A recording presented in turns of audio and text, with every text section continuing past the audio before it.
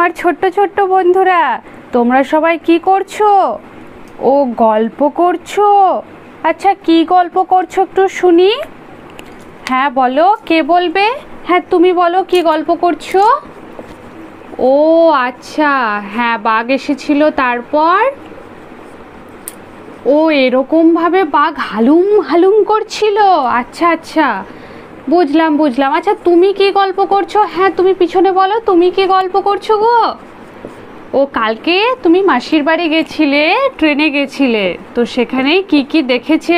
আচ্ছা আচ্ছা, ও বেশ বেশ বুঝেছি। তো তোমাদের গল্পের আসর তো বেশ ভালোই জমেছে। তাহলে চলো আজকে আমরা বেশ গল্পের ছলে যদি পড়াশোনা করি কেমন হবে? তাহলে তোমাদের পড়াশোনা করাও হবে, আবার বেশ ভালো জমিয়ে আমাদের গল্প করা হবে, তাই তো? আচ্ছা বেশ বেশ, তোমরা সবাই শান্ত হয়ে বসো। আমি আজকে তোমাদেরকে একটি সুন্দর বিষয়ে গল্প বলবো। বুঝতে পেরেছো তোমরা? কে কি ধরনের গল্প শুনতে পছন্দ করবে একটু বলো দেখি। ও রাজার গল্প কেউ বলছো? হ্যাঁ, পাগলা ঘোড়ার গল্প। আচ্ছা ঠিক আছে, সবার পছন্দ মতোই একটি আমি গল্প বলছি, যে গল্পটি সবার ভালো লাগবে। তোমরা শান্ত হয়ে বসো, আমি তোমাদের গল্প বলছি। একদা এক জায়গায় কোনো এক স্থানে দুই বন্ধু ছিল। সেই দুই বন্ধু মিলে তারা কি করছিল জানো? তারা এক মাংস কিনতে মাংসের দোকানে গেছে। সেই দোকানদারের কাছে গিয়ে তারা ভাবলো চালাকি করব। অর্থাৎ তারা চালাকি করে সত্য জিনিসকে গোপন করে কিভাবে তারা মিথ্যেকে সত্য বলে প্রমাণ করবে, সেই রকম একটা চালাকি করতে শুরু করলো। তখন মাংসের দোকানদারকে গিয়ে বলল, আচ্ছা দোকানদার কাকু আমাকে কিছু মাংস দিন। তো দোকানদার কাকু রীতিমতো তাদের সামনে দাঁড়িয়ে মাংস কাটছিল। মাংস কাটতে কাটতে একটু অন্যমনস্ক হয়ে গেছে, অন্যদিকে তাকিয়ে তারা তখন মাংস কাটছিল।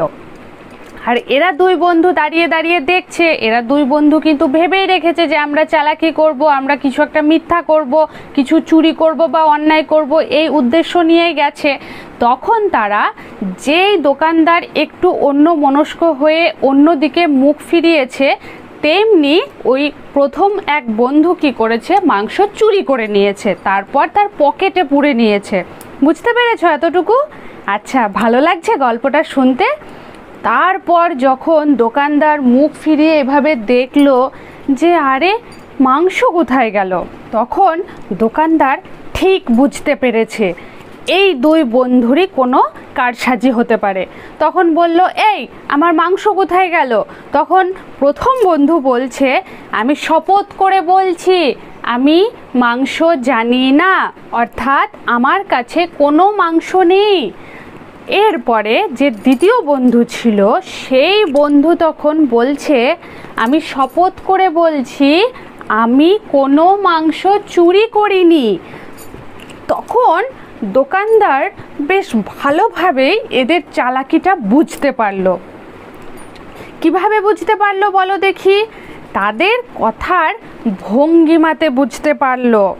যখন প্রথম বন্ধু বলল আমার কাছে কোনো মাংস নেই, তখন সে বুঝতে পারলো এই বন্ধুটি অর্থাৎ এই ছেলেটি হয়তোবা সত্যই বলছে। কিন্তু দ্বিতীয় বন্ধুকে যখন বলা হলো আমার মাংস কোথায়, তখন দ্বিতীয় বন্ধু ডিরেক্ট অর্থাৎ সরাসরিভাবে ধরা দিয়েই বলল, আমি তোমার মাংস চুরি করিনি।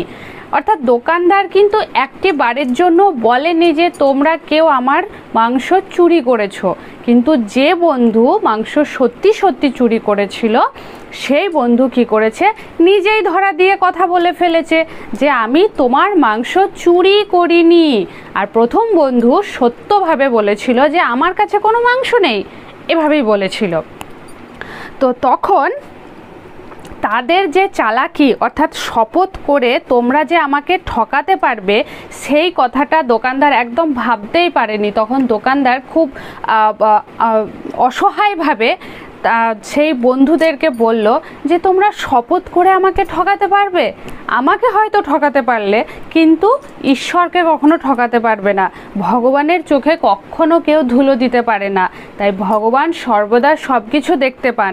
তোমরা যদি আমাকে আজকে ঠকিয়ে নিজেকে বড় মনে করো, প্রচুর চালাক এবং বুদ্ধিমান মনে করো, আর তারপর মাংস নিয়ে তোমরা হয়তো ভাবছো বা আজকে আমরা মাংস বিনা পয়সায় জোগাড় করে ফেলেছি, আমাদের খুব ভালোভাবে আজকে আমরা মাংস খেতে পারবো, কোনো টাকা খরচ হয়নি, তাহলে হয়তো আমি হয়তো সহ্য করে নেব, আমি হয়তো সেই মাংসের কষ্ট ভুলে যাব, কিন্তু ঈশ্বর কখনো ভুলবেন না।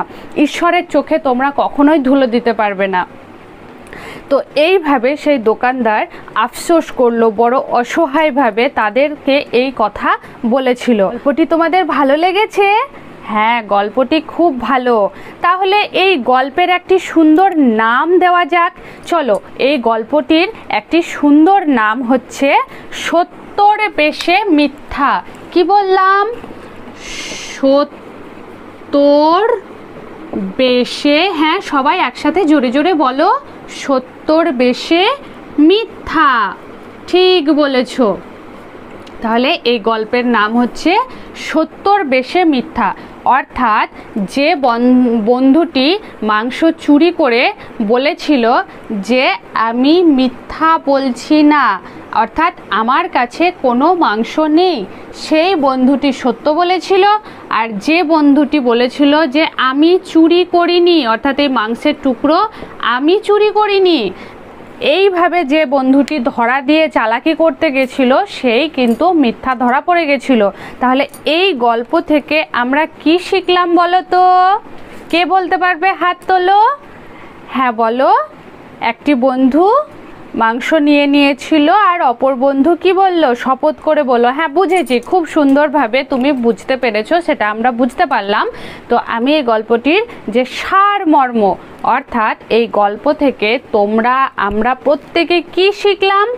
যে শপথ করেও মিথ্যাকে কখনো সত্য বলে জাহির করা যায় না। মিথ্যা সর্বদাই মিথ্যাই থাকে, তাকে যতই তুমি শপথ করে বলো বা ঈশ্বরের দোহাই দিয়ে বলো, তা কখনোই কিন্তু সত্য হয়ে যায় না। মিথ্যা সর্বদা মিথ্যাই থাকে, আর মিথ্যা কখনো চাপাও থাকে না, জানো তো? কারণ ঈশ্বর সবসময় দেখেন। তাই এখান থেকে আমরা বুঝতে পারলাম যে কখনো মিথ্যে কথা বলবে না। কেমন? তোমরা প্রত্যেকে কিন্তু বাড়িতে হোক, স্কুলে হোক, বন্ধুর কাছে হোক বা বাবা মায়ের কাছে হোক, কোনো কারণেও কোনো কিছু ভুল করে ফেললেও সেটি কখনো চালাকি করে মিথ্যা বলে কখনো এড়িয়ে যাবে না। কারণ তুমি হয়তো তোমার মাকে, তোমার বাবাকে মিথ্যা কথা বলেছ, তারা হয়তো বুঝতেও পারেনি, ভেবেছে আমার মেয়ে, আমার ছেলে খুব ভালো, কিন্তু তুমি যে মিথ্যা কথা বলেছ, তুমি যে অপরাধটি করেছ, সেটি কিন্তু ঈশ্বর, আমাদের যার যে ধর্ম, সেই ধর্মের ঈশ্বর, আমাদের গড সবসময় সেটি লক্ষ্য রাখেন। তিনি সবসময় দেখতে পান এবং তিনি সেই মতো শাস্তিও দেন আমাদের, জানো তো? তাই কখনো মিথ্যা কথা বলবে না, কখনো কোনো ভুল কাজ করবে না। বুঝতে পেরেছো? হ্যাঁ, তুমি কিছু বলছো?